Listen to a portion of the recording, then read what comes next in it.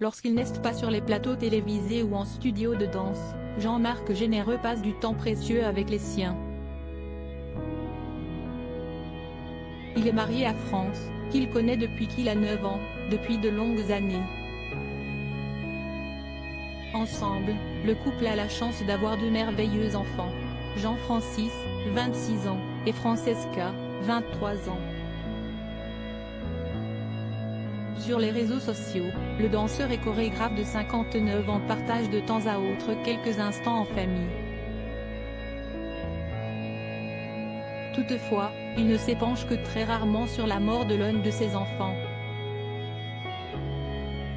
En mai 2014, sur le plateau de La Parenthèse inattendue, France 2, auprès de Frédéric Lopez, Jean-Marc Généreux s'était confié à cœur ouvert.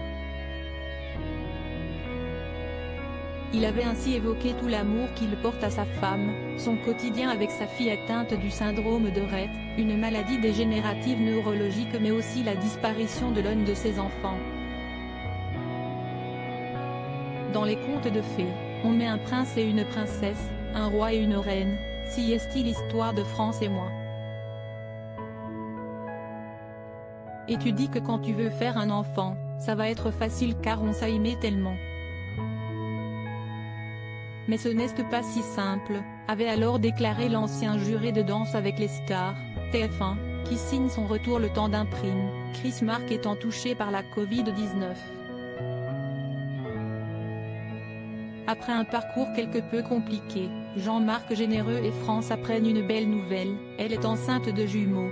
Seulement, le bonheur ne dure pas 9 mois. À 12 semaines de grossesse, le couple découvre que l'un des bébés est mort. France perd un des 2 jumeaux. On prie pour que l'autre enfant, Jean-Francis, arrive à terme, se souvient-il. Leur souhait est exaucé. Jean-Francis pointe le bout de son nez et les combles de bonheur, 3 ans avant l'arrivée de leur deuxième merveille, Francesca. La fillette les remplit d'amour, mais très vite il note un comportement particulier. Elle se développe assez bien de 0 à 9 mois, mais France se rend compte qu'à certains moments, elle ne réagit pas. Après 24 mois, il y a un début de régression.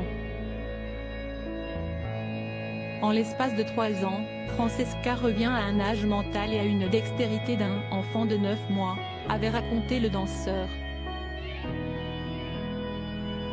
Elle a ensuite perdu la parole.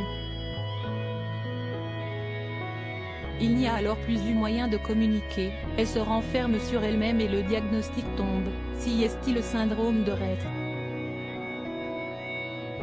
Aujourd'hui, ils forment tous les 4 une famille heureuse et soudée.